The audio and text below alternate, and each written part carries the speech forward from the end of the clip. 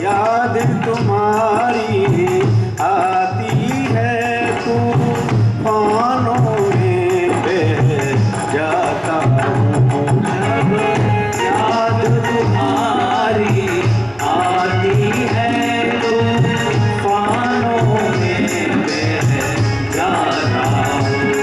मझधार में होके आता हूँ, मझधार में होके आता हूँ, नाम सहारा होता हूँ।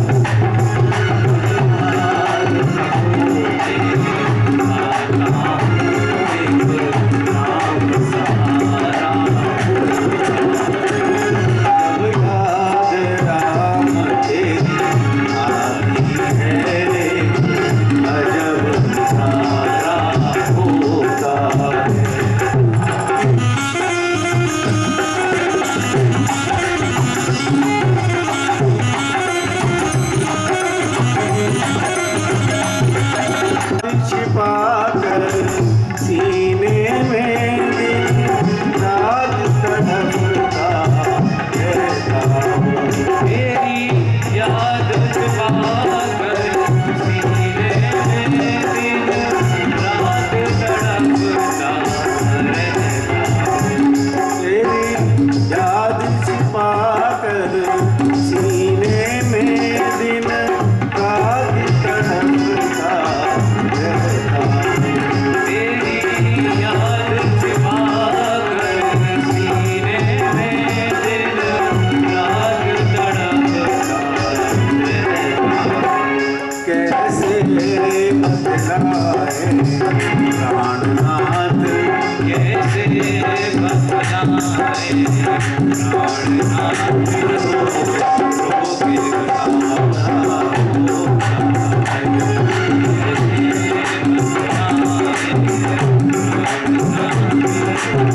रोके गुलाबा होता है। जब याद राम तेरी आती है, अजब नजारा होता है। चलता फिरता हंसता हूँ दुनिया से आने को, मैं चलता फिरता हंसता हूँ दुनिया से दर्द दीवाने को। ये दुनिया वाले क्या जाने, ये दुनिया वाले क्या जाने, ये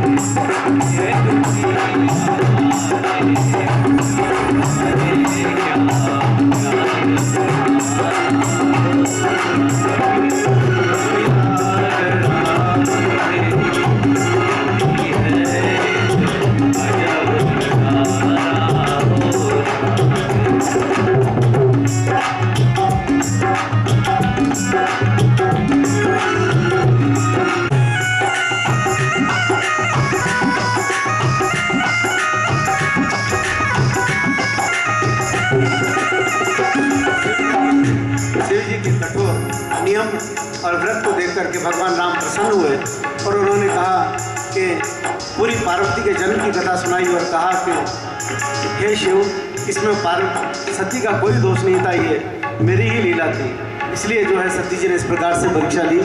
अब लेकिन पार्वती के रूप में जन्म ले लिया है तो तुम जाओ, और मैं चाहता हूँ, मेरी विनती है आपसे कि आप जाकर के पार्वती के साथ में विवाह करें। और शंकर जी ने उनकी विनती स्वीकार की है और वो अंतर्ध्यान हो गए। और इसी प्रकार उसी समय सप्तऋषि आए। शंकर जी ने सप्तऋषियों को परीक्षा लेने के लिए पार्वती जी के घर भेजा। वहाँ पर जहाँ तपस्या कर रही थी तो उन्होंने अनेक प्रकार से परीक्षा ली और कहा कि अरे तुम नारद जी के भरोसे घर बसा रही हो, नारद जी ने कभी किसी का घर बसाया है क्या? लेकिन सती जी जो पार्वती थी वो अपनी बात पर अटिक रही। उन्होंने कहा कि नहीं, मेरा पहले गुरु वही है, अगर आप पहले आते तो मैं आपकी बात मानती, मेरे गुरु वही हैं, आप जन्म मरण सब जो है वो शंकर जी के हाथ ही होगा। अब चाहे परिवार बने या न बने, लेकिन मैं शंकर जी से ही विवाह करूँगी, उन्हीं को वर्ण करूँगी। इतना सुनकर के सप्तऋषि बहुत प्रसन्न हुए सूचना दी और इस प्रकार से मंगल पाती विवाह की हिमाचल जी के घर भेजी गई। और शंकर जी अब यहाँ पर राम जी का ध्यान कर रहे हैं। सब देवता फिर वापस चिंतित हो गए कि राम की कृपा से बाकी शंकर जी ने बात मान ली, लेकिन इनकी समाधि कौन खुलवाए। शंकर जी समाधि में बैठे हुए हैं। स्वार्थी देवता सब एकत्रित हुए और कामदेव से विनती की कि हे कामदेव, भोलेनाथ की समाधि को आप ही भंग करें। कामदेव ने कहा कि हाँ, मैं जानता हूँ मेरी मृत्यु हो जाएगी, लेकिन परहित सरस धर्म नहीं भाई, मैं इस युक्ति को मानते हुए सभी के कल्याण के लिए मैं जाऊंगा और शिव जी की समाधि को खोलने का प्रयास करूंगा। कामदेव जहाँ शंकर जी बैठे हुए थे समाधि लगा करके, उनके सामने एक आम के पेड़ के ऊपर आम के बोर्ड के पीछे छुप करके बैठ गए और उन्होंने अपना प्रभाव दिखाना शुरू किया। सारा वश सारा जगत काम के वशीभूत हो गया, लेकिन शंकर जी पर काम का कोई प्रभाव नहीं होता। जब कामदेव थक गए तो उन्होंने 5 बाण छोड़े जो शंकर जी के हृदय में लगे। जैसे ही शंकर जी के हृदय में लगे, उनकी एकदम जो समाधि थी वो भंग हुई। उन्होंने सोचा मैंने तो किसी का कुछ नहीं बिगाड़ा, मेरी समाधि किसने भंग की। तो जब सामने उन्होंने देखा कि आम के पेड़ पर बोर के पीछे कामदेव छुपा हुआ है, उन्होंने तीसरा नेत्र खोला, कामदेव वहीं भस्म हो गए।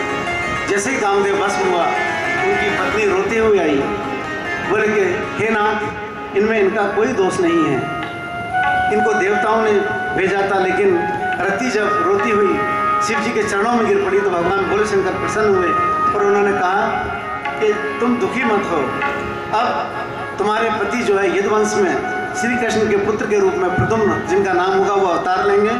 और इसी समय सब वैकुंठ से ब्रह्मा विष्णु महेश आकर के जब शिव जी की समाधि खुल गई तो उसे प्रार्थना करते हैं कि हे शिव, चलिए आपका विवाह हम सभी देवता देखना चाहते हैं। और कृष्ण के जब कहा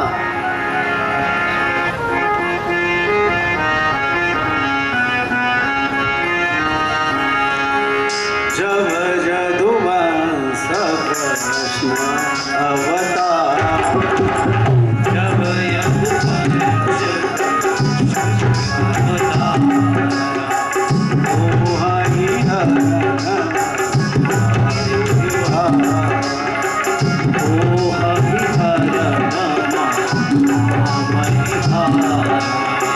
कृष्ण तनय हो हरि पति तोरा, कृष्ण तनय हो हरि पति तोरा, अजर अन्यथा हो हरि मोरा, अजर अन्यथा हो ही न मोरा।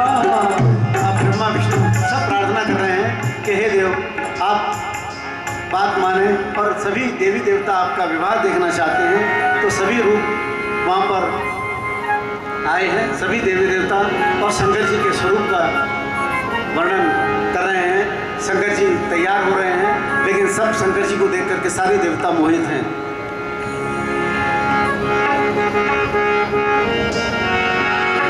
सकल सुरन के हृदय शंकर परम उषा, सकल सुरना के हृदय शंकर परम उछाओ, निज नयन निदेखा नाथ तुम्हार विवाह, निज नयन निदेखा नाथ तुम्हार विवाह, सियावर रामचंद्र की जय, पवन सुत हनुमान की जय।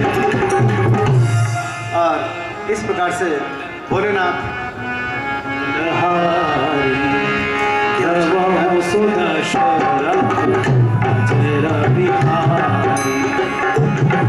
शिव जी विवाह के लिए तैयार हो गए हैं और उन्होंने हिमवान के पास श्रेष्ठ मुनियों को शुभ दिन, शुभ लग्न और नक्षत्र देखने के लिए भेजा और निश्चय किया कि शीघ्र ही विवाह किया जाएगा।